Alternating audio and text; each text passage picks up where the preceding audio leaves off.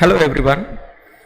இப்போ நேத்திக்கு முந்தா ஒரு 3 நாள் முன்னாடி நம்ம இதை பற்றி பார்த்தோம். இது வரைக்கும் நம்ம ஒரு கிரகம் எவ்வளோ நேரத்தில் இந்த ராசி மண்டலத்தை சுற்றி வருது அப்படிங்கிறத ஒரு ஒரு இதுவாக பார்த்தோம்.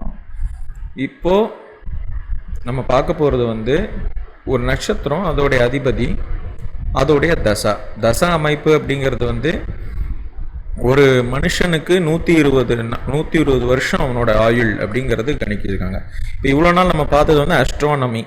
இப்போ அஸ்ட்ரானமிக்கல் யூனிட்ஸ் படி நம்மளால் அதை உணர்ந்து கொள்ள முடியும். அஸ்ட்ரானமியில் நடக்கிறதையும் அதை வச்சு உணர்ந்து கொள்ள முடியும். இப்போ தான் நம்ம முறையாக ஒரு மனுஷனுக்கு நம்மளுடைய வாழ்வியலில் அதை தொடர்பு படுத்துகிறோம்.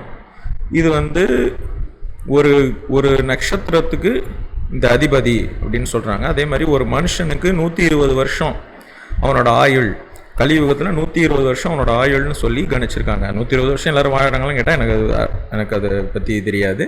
ஆனால் 120 வருஷம் ஆயுளுங்கிறது நம்மளுடைய முன்னோர்கள் அதை கணிச்சு அதுக்கு தகுந்த மாதிரி ஒரு கிரகத்துக்கும் இவ்வளோ கால அளவு அவனுடைய, அதாவது அந்த மனிதனுடைய லைஃப் டைமில் அவங்க ஆக்ட் பண்ணணும், அந்த கிரகத்தோடைய வலிமை அந்த பர்டிகுலர் டைமில் இருக்கும் அப்படிங்கிற மாதிரி ஒரு கால்குலேஷன் கொடுத்துருக்காங்க.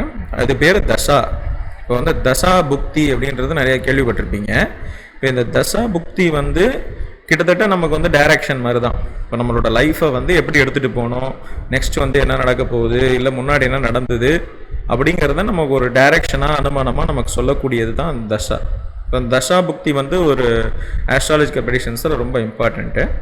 இப்போ இதுதான் அதோடைய கணக்கு வரும்.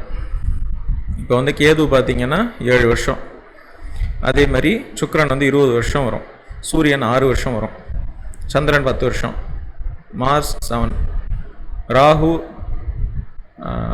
18, ஜூபிட்டர் 16, சாட்டர்ன் 19, மெர்க்குரி 17. அவ்வளோதான். மறுபடியும் கேது வந்துடும். ஸோ இது ஒரு சுழற்சி முறையில் நான் சொன்ன மாதிரி மேஷ மண்டலம், சிம்ம மண்டலம் நம்ம ஆல்ரெடி பார்த்துருக்கோம். இப்போது இது அப்படியே வச்சுப்போம். அதே மாதிரி பிளானட்ஸையும் நம்ம அப்படியே தள்ளிடுவோம், ஏன்னா பிளானட்ஸும் எல்லாம் சேம் தான். இப்போது இது அப்படியே வச்சிடலாமா, இது இங்கே கொண்டு வந்துடலாமா? சாரி, கொஞ்சம் கீழே. ஓகே. அதே மாதிரி ரேவதி வரைக்கும் மீன மண்டலம், சாரி தனுசு மண்டலம். ஓகே. இப்போது அவ்வளோதான், இது தேவையில்லை நமக்கு. இப்போ நம்ம இப்படி சொன்னோன்னா நமக்கு ஞாபகம் வச்சுக்கிறது ஈஸியாக இருக்கும். இப்போ நிறைய பேர் ராசி கட்டம்னு எடுக்கிறாங்க. இப்போ இந்த ராசி கட்டத்தில் நிறைய பேர் ஞாபகம் வச்சுக்க முடியாதது இந்த நட்சத்திரங்களுடைய பேர், இந்த நட்சத்திரங்களோட அதிபதி. இப்போ எதுக்கு இந்த நட்சத்திரங்களோட அதிபதி நமக்கு தேவை அப்படின்னா, ஒரு காலகட்டத்திலையும் ஒரு நட்சத்திரத்தோட அதிபதியை வச்சு தான் நமக்கு தசா நடக்கும். ஃபார் எக்ஸாம்பிள், இப்போது அவங்க அஸ்வினியில் பிறக்கிறாங்க அப்படின்னா அவங்க கேது தசையில் தான் பிறப்பாங்க. கேது தசையில் அவங்களோட இருப்பு எவ்வளோ கேது தசைங்கிறத போட்டிருப்பாங்க. இப்போ உங்கள் ஜாதகத்தை எடுத்து பார்த்தீங்க அப்படின்னா எவ்வளோ இருப்பு அப்படின்னு போட்டிருப்பாங்க. இருப்பு அப்படின்னா பேலன்ஸ் எவ்வளோ இருக்குது. ஸோ கேது தசை இப்போ 7 வருஷம் இல்லையா. இப்போ அஸ்வினியோட மிடில் பிறக்கிறாங்க, இப்போ ஒரு 6 டிகிரி தள்ளி பிறக்கிறாங்க. அப்படிங்கும்போது பாதி இது முடிஞ்சிருக்கும், பாதி கேது தசை முடிஞ்சிருக்கும். So they will be having around 3.5 years to 4 years தான் அவங்களுடைய தசா இருப்பு இருக்கும். ஸோ 4 வயசுக்கு அப்புறம் அவங்களுக்கு ஆட்டோமேட்டிக்காக சுக்கிர தசை மாறிடும். இப்போது இது தசாவுடைய இருப்பையும் தசாவுடைய அந்த ரன்னிங்கையும் நம்ம புரிஞ்சுக்கிட்டா தான் நம்மளால் ப்ரெடிக்ஷனுக்குள்ளே போய் ஈஸியாக நம்மளால் கோப்பப் பண்ண முடியும். இப்போ இது தெரியாமல் நம்ம ஆஸ்ட்ராலஜி பார்க்கவே முடியாது. ஸோ அதே மாதிரி தான் மந்த்ஸு.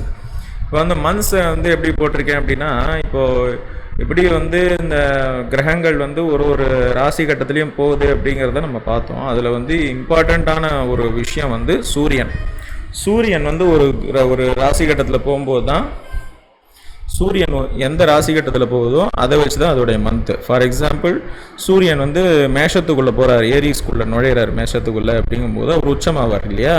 அப்போ வந்து இது சூரியன் வந்து சித்திரைக்குள்ளே போகிறார். ஸோ அதுதான் முதல் மாதம். எப்போ அவர் மேஷத்துக்குள்ளே போகிறாரோ அதுதான் முதல் மாதம். ஸோ சித்திரை, வைகாசி, ஆனி, ஆடி, ஆவணி, புரட்டாசி, ஐப்பசி, கார்த்திகை, மார்கழி, தை, மாசி, பங்குனி, இது வரும் இல்லையா? இப்போது அதோடைய இதை வந்து இங்கிலீஷில் நான் போட்டிருக்கேன். சித்திரை, வைகாசி. வைகாசினா வைசாக நட்சத்திரத்தில் அதோட பௌர்ணமி வரும். ஒவ்வொரு மாதத்துக்குமே வந்து அதோட பௌர்ணமியை தான் வந்து நம்ம கணக்கில் எடுத்து அந்த பௌர்ணமியோட பேரை தான் நம்ம கொடுத்துருக்கோம். ஃபார் எக்ஸாம்பிள், நீங்கள் வந்து சித்திரை மாதத்தில் பார்த்தீங்கன்னா சித்திரை நட்சத்திரத்தில் சந்திரன் வரும்போது தான் பௌர்ணமி வரும். உங்களுக்கு வந்து இதில் பார்த்தா புரியும். இப்போ இங்கே வந்து இங்கே சூரியன் இருக்கும்போது உங்களுக்கு சொன்னேன் இல்லையா, இங்கே சூரியன் இருக்கும்போது அது சித்திரை மாதம். ஏன் சித்திரை அப்படின்ற பேருனா அதுக்கு எக்ஸாக்டாக ஆப்போசிட்டில் பார்த்தீங்கன்னா சித்திரை நட்சத்திரம் வரும். ஸோ இந்த சித்திரை நட்சத்திரத்தில் தான் பௌர்ணமி வரும், அதான் சித்திரா பௌர்ணமி. ஸோ சித்திரை. இப்போ வைகாசிங்கிறது வந்து வைசாகம். இங்கே வந்து விசாக 4 இருக்கு இல்லையா? ஆல்மோஸ்ட் எல்லா வாட்டியும் விசாக 4 தான் பௌர்ணமி வரும். அதே மாதிரி சித்திரை, வைகாசி, ஆனி. ஆனி மாதம் வந்து உங்களுக்கு அதில் ஜேஷ்டான்னு போட்டிருக்காங்க.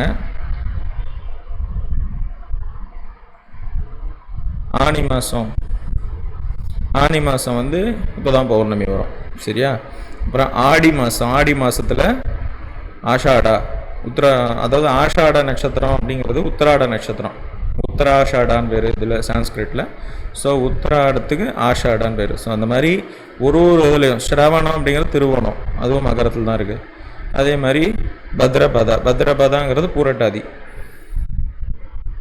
அப்புறம் மறுபடியும் அஸ்வினியில் தான் இதோட பௌர்ணமியும் வரும். அதாவது தீபாவளி வர மாதம் வந்து அஸ்வினியில் தான் பௌர்ணமி வரும். அதாவது ஐப்பசின்னு நம்ம சொல்லுவோம். ஐப்பசியில் அஸ்வினியில் வரும்.